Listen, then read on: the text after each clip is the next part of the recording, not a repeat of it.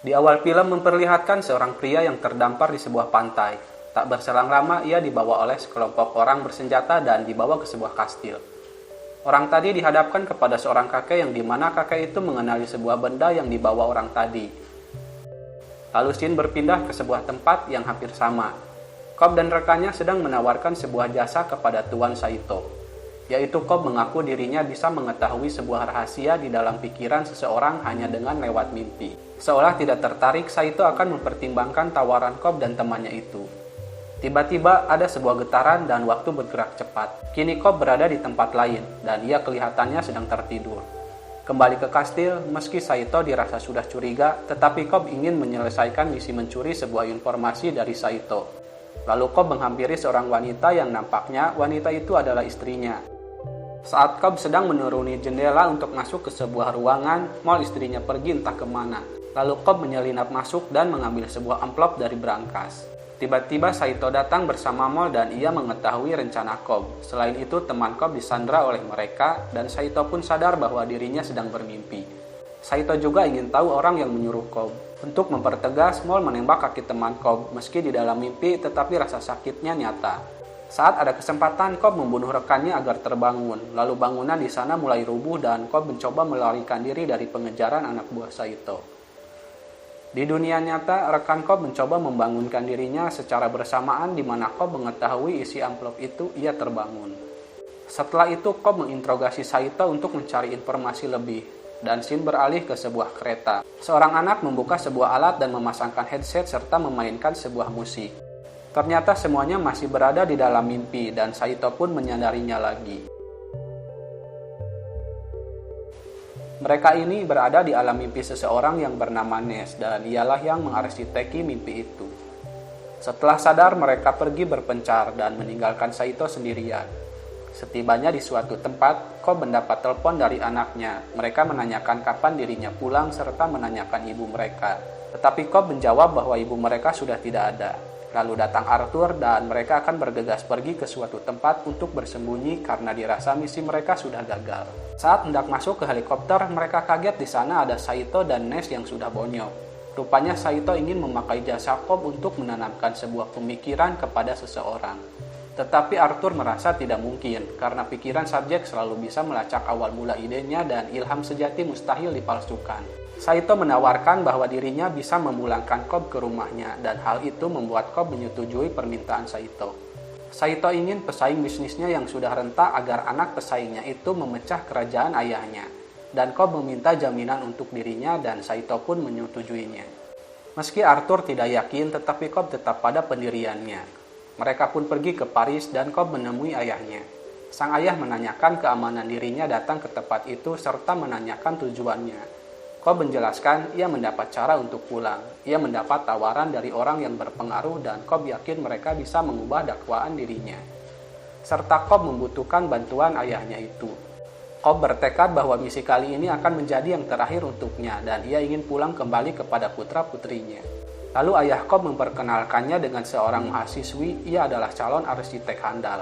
Dan Cobb memberinya tes membuat labirin yang sulit dalam 1 menit. Setelah beberapa kali gagal, akhirnya ia lolos. Di sisi lain, Arthur menyiapkan tempat untuk bermimpi, dan Shin beralih ke Cobb yang sedang menjelaskan pekerjaannya dan hal-hal tentang mimpi. Cobb membutuhkan Ariadne untuk menciptakan dunia mimpi di mana subjek masuk ke mimpi itu dan mereka diisi dengan bawah sadar. Cobb menanyakan bahwa Ariadne tak pernah ingat awal mimpi dan selalu ingat di tengah kejadian. Dan Ariadne termenung saat ditanya bagaimana mereka bisa berada di tempat itu. Dan ia mulai sadar bahwa dirinya sedang berada di alam mimpi.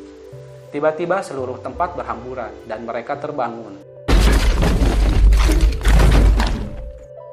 Setelah itu, mereka akan kembali bermimpi. Sebelum itu, Cobb menjelaskan 5 menit di dunia nyata sama dengan 1 jam di alam mimpi. Cobb kembali menjelaskan orang-orang yang ada adalah proyeksi bawah sadarnya, sementara Ariadne pemimpinnya dan ia yang membuat dunia itu, Cobb dan pikirannya yang menghuninya. Mereka bisa saling bicara dan itulah cara mengambil informasi dari subjek.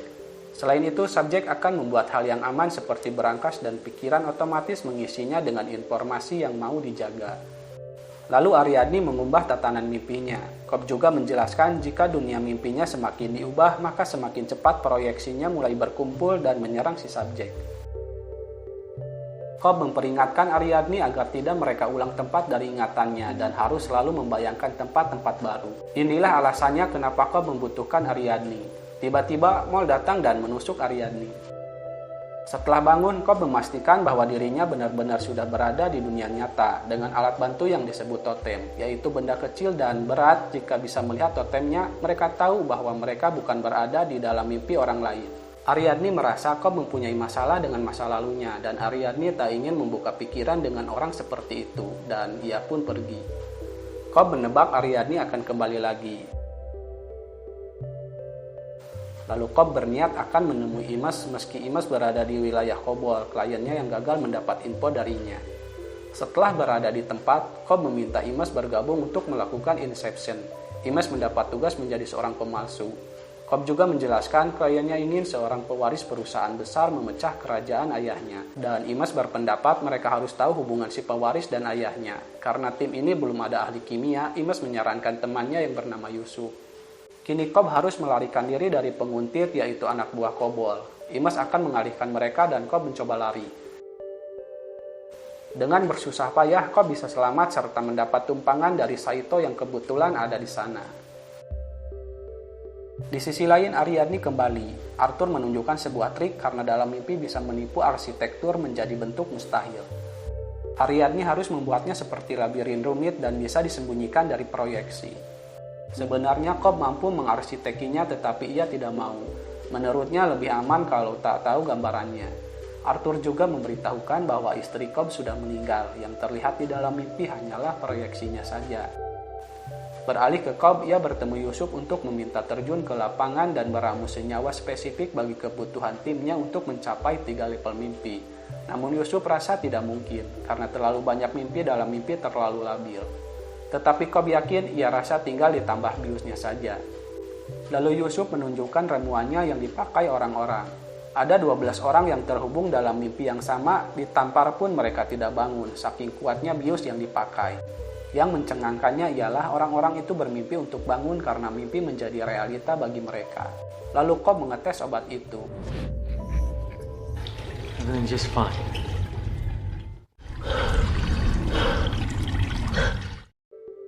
Setelah itu, Saito memberitahukan targetnya yaitu Robert Fisher, seorang pewaris konglomerat. Saito rasa dirinya takkan bisa bersaing bisnis dengan Fisher karena Fisher akan menguasai pasukan energi setengah dunia. Keluarga Fisher ini mempunyai tangan kanan yang bernama Browning. Setelah mendapat informasi, mereka mulai menyusun rencananya. Setelah Imes mengamati Browning dan memahami dalam mimpi, pertama Imes bisa menyamar menjadi Browning dan menanamkan pemahaman kepada Fisher. Beralih ke Ariadni, ia membuat totemnya sendiri dan menunjukkannya kepada Cobb. Dan Cobb menjelaskan cara kerjanya jika di dalam mimpi totem yang diputar takkan pernah jatuh, begitupun sebaliknya. Dan yang pertama membuat ide itu adalah Mol. Lalu Ariadni menunjukkan rancangan labirinya. Saat Ariadni akan menjelaskannya secara detail, Cobb melarangnya karena bila ada yang membawa proyeksi, mereka bisa tahu detail labirinya. Di sini Cobb sempat mengatakan bahwa dirinya dianggap telah membunuh istrinya. Maka dari itu ia tidak bisa pulang. Setelah itu, mereka melanjutkan menyusun rencananya. Mulai dari kata yang akan disampaikan kepada Fisher, sebisa mungkin Fisher tidak mengikuti jejak ayahnya, dan juga obat bius yang sudah disiapkan. Untuk 3 level mimpi, mereka membutuhkan waktu 10 jam, yang dimana seminggu di level pertama, 6 bulan di level kedua, dan yang ketiga 10 tahun. Semua tergantung mimpinya. Untuk menyadarkannya kembali, mereka membutuhkan hentakan karena bios itu dirancang agar fungsi dalam telinga tak terganggu. Sekarang mereka membutuhkan waktu 10 jam untuk bersama Fisher, dan Saito mempunyai ide bahwa Fisher setiap 2 minggu sekali ia terbang dari Sydney ke LA menggunakan pesawat pribadi. Maka mereka harus membuat pesawatnya dibengkelkan. Dan Saito akan membeli sebuah maskapai kelas VVIP yang akan digunakan Fisher. Setelah itu, karena penasaran, Ariadni ingin tahu mimpi dari Cobb. Ia pun mencoba masuk. Ariadni ketahuan Cobb dan Cobb melarangnya masuk ke dalam mimpinya. Karena terlanjur, Cobb menjelaskan bahwa di dalam mimpi ia bisa bersama keluarganya. Ariadne menyadari sesuatu bahwa itu bukan mimpi melainkan kenangan yang dijaga tetap hidup oleh Cobb.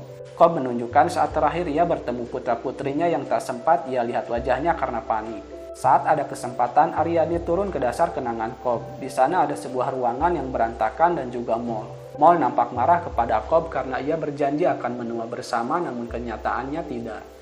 Lalu mereka terbangun bebarengan dengan ayah Fisher yang dikabarkan meninggal dan akan dimakamkan di LA.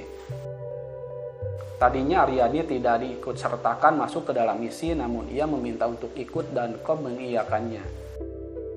Sebelum berangkat, Cobb mempertanyakan janji Saito, karena jika mendarat nanti ia akan dipenjara jika Saito belum mengurus urusannya. Mereka mulai melancarkan aksinya. Dengan basa-basi, Cobb mencoba berinteraksi dengan Fisher dan mencoba memberi minumannya obat yang sudah disiapkan. Setelah dirasa aman, mereka mulai memasang alat agar mimpi mereka terhubung. Lalu mereka terbangun dan langsung membajak sebuah taksi. Tiba-tiba ada sebuah kereta di tengah jalan. Di sisi lain, Arthur dan yang lain mendapat serangan dari sekelompok orang. Ariadne merasa heran karena kereta tak termasuk dalam desain.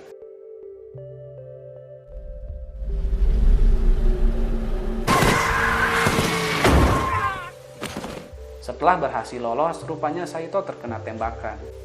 Menurut Arthur, Fisher mempunyai pengambil pengajar bawah sadar mempertahankan diri dan bawah sadarnya adalah militer. Cobb marah kenapa Arthur tidak memberitahukan mereka. Kini mereka tidak siap menghadapi situasi ini.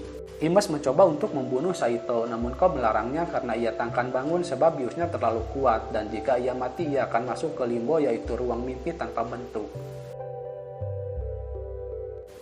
Mereka harus berusaha bertahan hidup sampai efek obatnya habis, serta hanya Cobb yang tahu resiko tentang semua ini. Semua orang mulai menyalahkan dan mereka tak punya pilihan selain bergerak cepat. Karena 10 jam penerbangan berarti 1 minggu berada di level mimpi pertama. Mereka melanjutkan kembali rencananya. Fisher diinterogasi dan ditanyai kombinasi berangkas yang ada di kantor ayahnya. Imes mulai berubah menjadi Browning dan berpura-pura disiksa oleh mereka.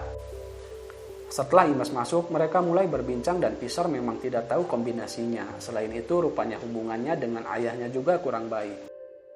Di sisi lain, Saito mengeram kesakitan, tetapi di level berikutnya rasa sakitnya akan berkurang. Skenario terburuknya, jika Saito mati, saat ia bangun pikirannya akan lenyap. Saito akan terperangkap di limbo sampai ia tua dan menunggu kematian. Kembali ke Fisher, ia menanyakan apa isi berangkas itu dan Browning menjawabnya. Ada sebuah surat wasiat untuknya dan Browning mulai menanamkan pemahamannya. Beralih ke Cobb, Ariadne menanyakan kenapa Cobb tidak jujur kepada timnya kalau makin dalam menembus mimpi pada Fisher, hal itu juga akan makin dalam kepada Cobb. Lalu Cobb menceritakan kisahnya. Ia bersama istrinya menjelajahi mimpi bersama, namun Cobb ingin semakin jauh dan masuk ke dalamnya. Awalnya ia tak paham konsep bahwa jam bisa menjadi tahun di sana, serta bisa terjebak begitu dalam. Sampai tiba di tepi bawah sadar hingga tak tahu mana yang nyata. Cobb dan istrinya membangun dunianya di dalam mimpi. Selama 50 tahun, Cobb sadar bahwa semua itu tidak nyata tetapi tidak dengan Mol. Ia memilih melupakan kebenarannya dan limbo menjadi realitanya. Lalu mereka bangun setelah 50 tahun dengan jiwa tua yang kembali muda. Mol dikuasai ide yang mengubah segalanya, mereka harus bunuh diri untuk kembali ke realitanya. Anak mereka pun hanya dianggap proyeksi oleh Mol. Semua mulai kacau. Mol ingin Cobb ikut bersamanya dan pada hari jadi mereka, Mol berniat bunuh diri. Mol juga mengirim surat kepada pengacaranya bahwa ia mencemaskan keselamatannya dan Cobb mengancam akan membunuh dirinya. Meski Cobb berusaha membujuknya, Mol melanjutkan perjalanan mimpinya. Mol dinyatakan waras oleh 3 psikiater. Hal itu membuat Cobb mustahil menjelaskan kegilaannya. Jadi Cobb memutuskan lari dari rumahnya, bahkan ia tak sempat melihat wajah putra-putrinya. Ariadne memberi saran jika mereka ingin selamat maka Cobb harus memaafkan dirinya sendiri serta temannya tak tahu resiko dengan ikut misi itu bersama Cobb. Karena para pengawal Fisher datang, mereka mendesak Fisher dan mendapatkan kodenya. Setelah berhasil melumpuhkan beberapa pengawal, kini mereka harus mengalihkan kebencian dari ayah Fisher ke ayah baptisnya dan memperbaiki hubungan dengan ayahnya. Mereka akan masuk ke level 2 tanpa Yusuf karena dia akan menjaga tubuh mereka di level 1. Lalu Fisher termenung di sebuah kafe bersama seorang wanita. Lalu Cobb datang dan secara bersamaan si wanita itu pergi. Cobb menebak si wanita tadi telah membuat Fisher kesal dan Cobb juga menebak bahwa dompetnya sudah dicuri. Ternyata si wanita tadi adalah Imes yang menyamar. Cobb memperkenalkan diri bahwa ia adalah kepala keamanan bawah sadar Fisher. Cobb mencoba melindunginya karena ada yang mencoba mengakses pikiran Fisher melalui mimpi, setelah menunjukkan tanda-tandanya. Di sisi lain, Yusuf berusaha menghindari serangan dan Cobb mencoba memberitahukan Fisher bahwa ia sedang berada di alam mimpi. Lalu Cobb menanyakan apakah ia ingat caranya tiba di hotel itu. Fisher menyadari Cobb tidak nyata dan Cobb menerangkan ia dikirim untuk melindunginya jika ada yang ingin mengambil atau menariknya ke dalam mimpi. Dirasa dirinya dalam bahaya, Cobb melumpuhkan 2 orang yang menguntit. Fisher sempat akan membunuh dirinya sendiri, namun Cobb memperingatkannya bahwa Fisher pasti sedang dibius. Jika ia mati, ia takkan bangun dan terjebak di alam mimpi. Di sisi lain, Arthur menjalankan rencananya. Fisher mulai mengingat kembali saat kejadian di mimpi lepar pertama bahwa ada orang bertopeng yang menculiknya.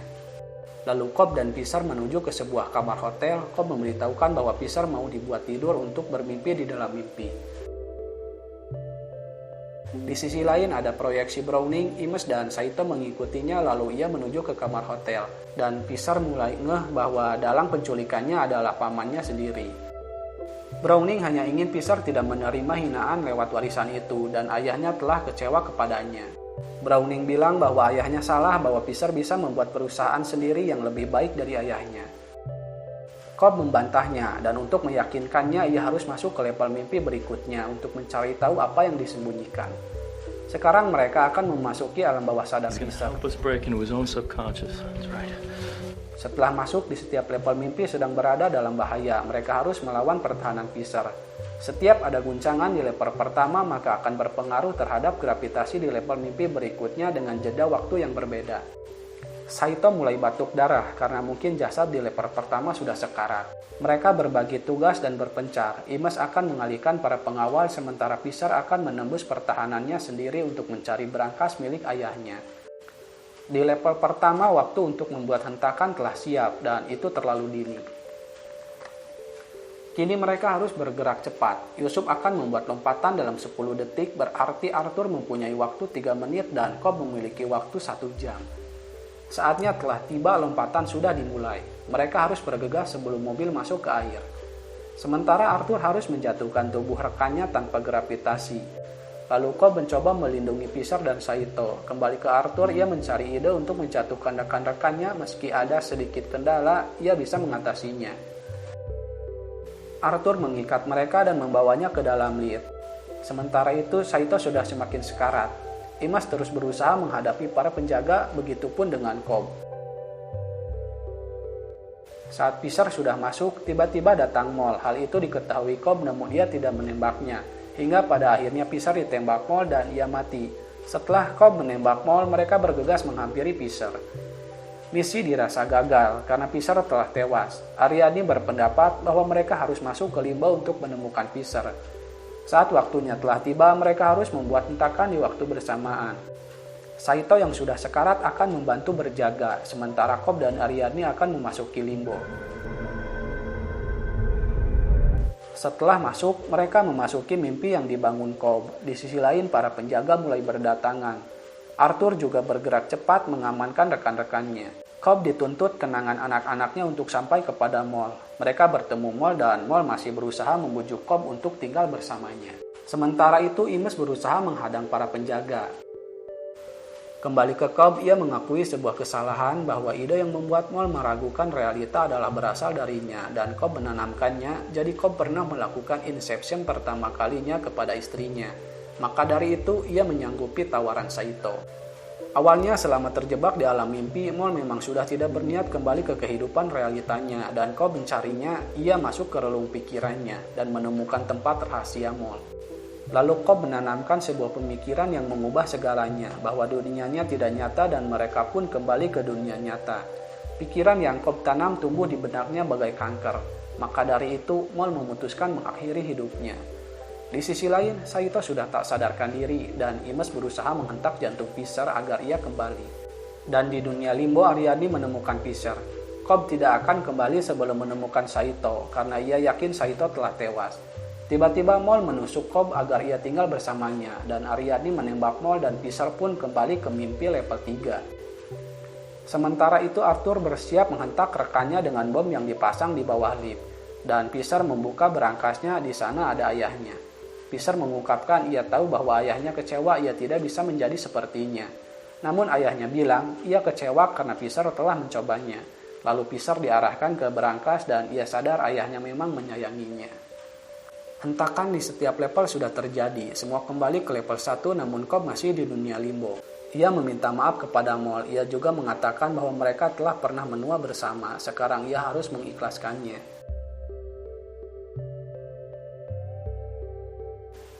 Pisar dan pamannya berhasil keluar dari dalam air. Sekarang ia tahu bahwa ayahnya ingin dirinya mandiri dan itu akan ia lakukan. Di sisi lain Arthur menanyakan apa yang terjadi kepada Cobb.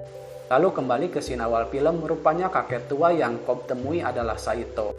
Cobb mengajaknya kembali, ia menyadarkan bahwa dunia itu tidak nyata. Setelah itu mereka terbangun di dalam pesawat, berarti mereka sudah kembali.